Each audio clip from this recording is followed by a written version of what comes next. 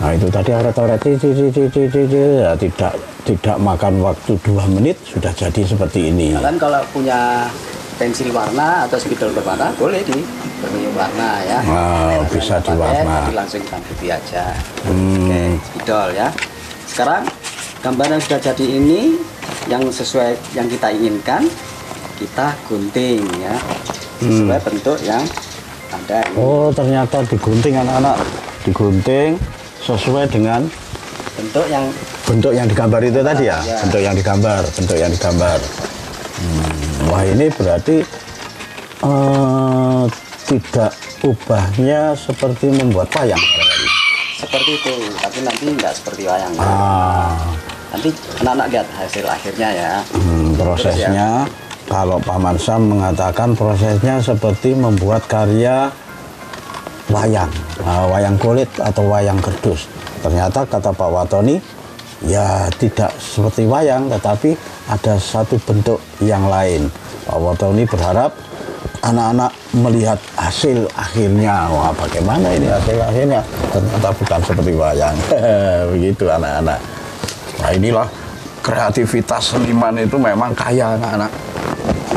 Tidak sebatas membuat wayang, membuat topeng atau membuat apa wayang golek, misalnya begitu. Tapi dari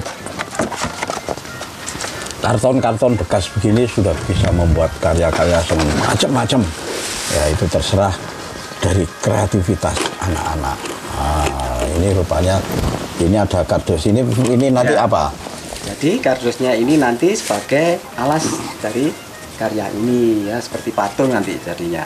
Jadi kita masukkan supaya dia bisa menancap di kardus, berarti kita lebih sedikit. Ini di karya ini kita lebih sedikit kertasnya untuk menancapkan di kotak ini ya, kotak bekas ini. Kotaknya dilubangi dulu. Dimasukkan seperti itu anak-anak. Ini ya, seperti ini kira-kira. Kalau ini jatuh, berarti kita harus pakai kardus lagi untuk menahan supaya tidak jatuh. Jadi diberi tahanan belakangnya ya. Ini kalau sudah cukup kuat tidak usah diberi tahanan, tapi karena mungkin guling atau seperti karena ini pas tekuan anak-anak ya. Lipatan dari kotak itu tadi maka akan rubuh ke depan gini. Ini ditambahin ini dipakai laban lagi, rekatkan atau pakai lem juga bisa ya. Ini sebenarnya fungsinya untuk menyangga anak-anak supaya karya ini jejak, berdiri tegak begitu anak-anak, tidak rubuh. Tapi kalau anak-anak pas kebetulan mendapatkan bahan yang langsung bisa berdiri, ya tidak usah. Tetapi untuk keamanan seperti ini. Nah, akhirnya dari karya seperti itu sudah digunting serupa dengan bentuk yang kita inginkan, maka akan mendapatkan seperti ini. Nah, ini artinya bagaimana? Ini sudah bisa menjadi sebuah karya begitu? Ya, bagaimana? Menjadi karya ya. Jadi karya itu tidak harus dengan bahan mahal, yang seperti yang saya katakan tadi, dengan bahan yang serba murah itu bisa menjadi sebuah karya. Ini bisa loh dipamerkan di galeri. Bisa dipamerkan di galeri anak-anak. Berarti ini bagaimana? Kalau dipamerkan di galeri, ini sudah merupakan karya seni rupa? Seni rupa, sudah jadi sebuah karya. Terus bedanya karya-karya begini dengan yang seperti Paman Sam katakan tadi, ada wayang-wayangan kerdus yang dijual di pasar-pasar misalnya, atau ada orang yang membawa wayang kerdus keliling membuat gagal, karena wayang itu kan terbuat dari kulit aslinya anak-anak. Ada kulit kerbau, ada kulit sapi, ada kulit kambing, macam-macam. Nah sekarang juga bisa menjadi berasal dari kerdus, juga bisa anak-anak, wayang kerdus itu. Nah sekarang untuk membedakan karya ini menjadi dengan karya-karya wayang seperti itu, ada bedanya atau bagaimana? Tentu ada bedanya ya anak-anak. itulah kekayaan kita ya. Kita ini Indonesia ini punya kekayaan yang luar biasa tentang hasil karya seni rupa terutama ya, luar biasa. Jadi dari Sabang sampai Merauke itu banyak kita temukan karya-karya yang luar biasa anak-anak ya. Bahan yang sederhana mereka bisa bikin patung, raja, Minang, banyak sekali kita temukan karya-karya yang menarik.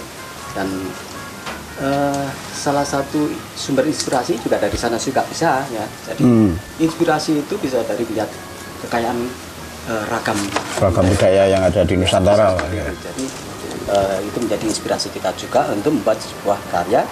Ini sebetulnya kan inspirasinya dari wayang kardus tadi. Ternyata begitu. Kardus juga bisa menjadi sebuah karya.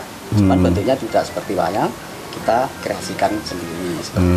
Tapi bahan dasar dan teknik pembuatan mungkin sama, hanya bagaimana kita mengembangkan kreativitas anak-anak untuk membuat karya-karya yang baru, misalnya begitu. Tetapi inspirasinya tetap ada, akar budayanya ada, akar penciptaannya itu ada, menginspirasi anak-anak, kemudian memunculkan karya baru seperti itu tadi. Seperti kemarin itu ada Bitolo, itu juga merupakan satu inspirasi dari karya-karya sebelumnya. Jadi artinya anak-anak ini tidak perlu takut untuk membuat sesuatu kok dikira niru, dikira gitu ya. Penting kreativitas anak-anak ya. Kreatif, selalu kreatif itu membuat sesuatu yang berbeda.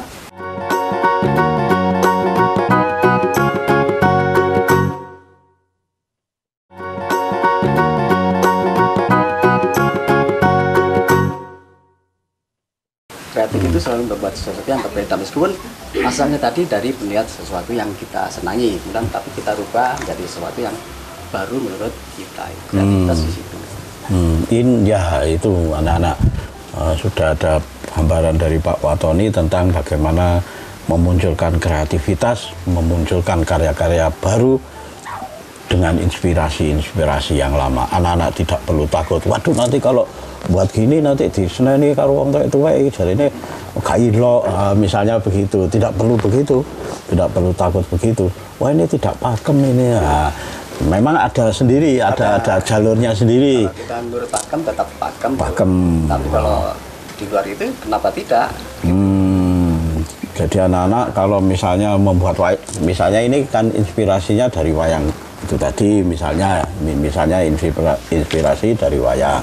Kemudian anak-anak ingin mempelajari bagaimana membuat wayang yang bagus, yang benar-benar wayang misalnya, ya mengikuti pakem atau aturan daripada wayang. Nanti jangan sampai keliru, ini wayangnya Arjuna, keliru wayang Gatotkaca misalnya. Hanya karena perubahan warna aja sudah bisa berubah makna. Tetapi ketika inovasi itu dengan karya-karya modern, itu anak-anak sudah bebas untuk berkreasi. Nah, ini satu lagi, oh ya sebelumnya ini bisa dikatakan seni patung ya? Ya, seni patung. Kenapa bisa dikatakan cuman seni patung yang istilahnya frontal, jadi hanya bisa dilihat dari depan. Secara fisik dia seperti 3 dimensi, bisa dilihat dari beberapa posisi, tapi karya patung ini hanya bisa dilihat dari depan atau front, dari depan. Dari samping hanya kelihatan tipis, tidak bisa dinikmati, tapi dari depan bisa dinikmati. Jadi itu anak-anak, karya patung itu 3 dimensi, bisa dilihat dari depan, bisa dilihat dari samping, dari atas, dari belakang, itu patung. Tapi kalau ini ya bisa dikatakan patung, tetapi istilahnya patung apa? Frontal, hanya dari depan saja. Macam-macam sebetulnya anak-anak pengetahuan tentang seni rupa atau pengetahuan tentang kesenian. Anak-anak bisa mengembangkan sekreatif mungkin dengan bahan-bahan yang kata Pak Watoni tadi, bahan-bahan yang apa adanya, yang ada di sekitar kita. Ada di sekitar kita itu ya sudah tidak perlu beli, maksudnya apapun bisa dibuat sebagai karya kreatif. Hanya kardus bekas kita mendapat berkat dari wewean dari tahlil atau dari dari selamatan dari acara manten atau acara sunat. Nah, ini mesti biasanya dapat berkatan seperti ini. Apalagi habis ini akan poso anak-anak. Wah, itu pasti banyak orang yang ngirim-ngirim doa, berkatnya sampai numpuk di rumah. Nah, kerdus-kerdus ini bisa dimanfaatkan untuk membuat karya-karya kreatif. Nah, selain itu anak-anak di studio Piktolo ini juga membuat karya-karya seperti ini. Bisa dijelaskan ini, Pak? Ini juga dari kardus bekas, kemudian bahannya dari materialnya dari alatnya dari pensil ya. Pensil. Ini nanti yang salah satu karya yang akan saya pamerkan juga. Seperti yang kemarin kan saya bilang mau pameran tunggal, dan ini adalah salah satu karya yang saya pamerkan juga. Masuk ini, bisa ada burung. Nah, itu anak-anak pengetahuan baru ketika pameran tunggal yang rencananya muncul dari studio Piktolo pada bulan Maret. Seperti episode yang lalu sudah Paman Sam beritahu, ternyata karya yang dipamerkan di galeri nanti sebagai pameran tunggal tidak hanya berupa di kanvas, tidak harus mahal-mahal juga, tidak harus di kanvas yang prosesnya juga panjang. Ini di kerdus-kerdus bekas itu tadi. Nah, di kerdus-kerdus bekas ini juga menjadi sebuah karya. Nah, ini nanti kalau kerdus-kerdus ini nanti dipamerkannya juga banyak ya, tidak hanya berapa karya yang pakai kerdus. Bentuknya juga seperti lukisan ini toh. Kalau patung-patung begitu, yang seperti ini kira-kira patungnya apa saja? Berita. Kalau yang patung memang bahannya agak lain dari fiber nanti, dari fiberglass. Tapi masih dalam proses. Yang dari clay barangkali ya, bisa clay ada, bisa. Mungkin bisa diambilkan untuk ditunjukkan pada anak-anak. Nah, anak-anak ternyata berkreasi itu bebas anak-anak. Ini seperti ini. Ini karya yang dibuat belum selesai sebetulnya, tapi dari bahan clay ya, anak. Dari bahan clay anak-anak. Kalian bisa beli di toko alat lukis, ada clay ya. Di situ ada clay gitu ya, atau lempung ya. Oh, namanya lempung. Oh, lempung anak-anak. Ternyata seperti dua episode yang lalu Paman Sam bermain tanah liat di sawah. Nah, ketika Paman Sam bermain tanah liat di sawah, itu mendapatkan lempung, mendapatkan tanah liat, kemudian Paman Sam membuat bentuk yang sederhana, waktu itu membuat asbak. Nah, begitu ya anak-anak. Nah, ternyata clay, lempung, tanah liat itu bisa menjadi sesuatu yang bagus seperti ini. Ini clay itu ya, lempung clay itu. Nah, seperti itu anak-anak. Sehingga ketika diwarna, dicat itu akan menjadi bagus. Ini sudah jadi ya? Setengah jadi. Setengah jadi. Sedikit, 90%. Dan ini tetap menggambarkan tokoh Piktolo ya. Anak-anak ternyata tetap mengedepankan, menampilkan, memunculkan tokoh karakter Piktolo yang ada di studio Piktolo. Wah, ini kan menarik sekali anak-anak.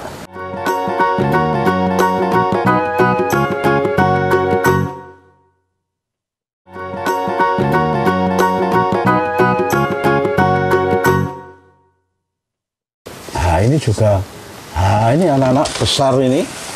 Besar ini kan sebetulnya ini dari triplek anak-anak. Dari kayu, dari triplek. Nah, ini kan sebenarnya sama juga dengan dari kerdus ini tadi anak-anak. Nah, seperti pembuatannya seperti ini. Seperti ini. Cuman materialnya yang berbeda. Kalau ini dari kerdus bekas, kalau ini juga dari triplek. Triplek juga bisa berasal dari triplek bekas. Misalnya triplek nemu di bangunan bekas-bekas untuk ngecor, nah, misalnya kan juga bisa untuk sekarya seperti ini. Ini tetap di gambar itu tadi digeraji sesuai dengan bentuk yang diinginkan. Nah, itulah anak-anak kreatif itu tentu menampilkan karya-karya kreatif yang isinya berasal dari benda-benda mudah didapat yang ada di sekitar rumah kita, tidak jauh-jauh. Jadi misalnya anak-anak kepingin membuat sesuatu, ya tidak usah merengek-rengek minta ayah bapaknya harus beli di toko yang harganya mahal. Nah, misalnya begitu, wah apa saja yang ada di sekitar kita bisa menjadi karya-karya kreatif. Itulah makanya Paman Sam selalu hadir setiap seminggu sekali ini menemani anak-anak di acara anak kreatif ini dalam rangka mendorong anak-anak untuk selalu menumbuhkan kreativitas yang tinggi dengan bahan-bahan yang ada di sekitar kita. Nah, kira-kira apalagi yang bisa disampaikan pada anak-anak ini sehubungan dengan karya-karya ini? Sehubungan dengan karya-karya itu anak-anak itu jangan takut membuat karya yang jelek ya, dalam artian jangan takut salah ya. Bikin karya itu pokoknya semau kita. Kita bikin karya itu jangan mengikuti kemauan atau perintah orang lain ya. Apa kita inginkan ya udah bikin aja, bikin gambar menurut kita. Jadi, kalau ada orang tua atau kakak kita bilang, oh kok jelek sih itu, harusnya gini-gini, udah lakukan yang kalian inginkan ya. Jadi apa yang kita inginkan udah bikin, ekspresikan ya. Kenapa demikian? Apa pengaruhnya terhadap anak ini, atau ada pengaruh psikologi, atau ada pengaruh dengan hasil-hasil karya yang hasil karya itu kan yang menjadi bernilai kan karya kita sendiri, bukan karya orang lain. Kan? Jadi apa yang kita hasilkan karya itu memang benar-benar murni dari ide kita, dari kerja kreatif kita, tanpa harus disuruh oleh orang lain kan gitu. Nah nanti ini juga peringatan juga untuk orang tua ya. Jadi biarkan anak-anak itu melakukan atau menggambar menurut kemampuan dan keinginan dia. Anak-anak nggak usah takut itu ya. Pengaruhnya terhadap anak-anak bagaimana nanti? Sisi positifnya bagaimana? Sisi negatifnya, negatifnya kalau disuruh terus mendengar sesuatu menurut orang tua, nanti dia menjadi anak yang selalu takut untuk mengambil keputusan. Kelak dewasa, padahal anak itu kan nanti menjadi dewasa. Sampai dewasa pun dia akan sulit untuk menentukan keputusan. Gitu. Sehingga dia selalu menunggu saran atau perintah dari orang lain memutuskan sesuatu, entah apa itu keputusan dia ya. Mungkin akan menjadi tidak mandiri begitu anaknya. Ya. Tidak mandiri. Ini berarti bukan saja peringatan terhadap orang tua, tetapi juga peringatan terhadap ibu bapak guru.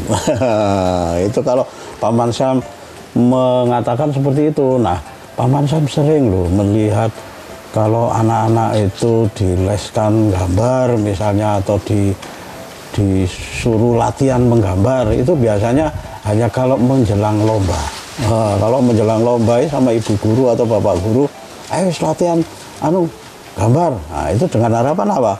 Dengan harapan supaya menang, supaya sekolahnya mendapat predikat juara. Itu karena anak-anaknya menggambar. Lah, tapi kekeliruannya seperti yang dikatakan Pak Watoni tadi, nah anak-anaknya ini tidak bebas untuk menuangkan karya sendiri. Sudah dikongkon guru nih, gambar ini kok keliring ini. Nah, biasanya standar itu melihat wingi sing juara ngono. Ini kadang-kadang ya terjebak di situ. Nah, itu menjadi keinginan guru nih, atau keinginan anaknya. Nah, ini juga membuat satu dilema. Jurinya juga demikian. Akhirnya jurinya yang ngikuti apa yang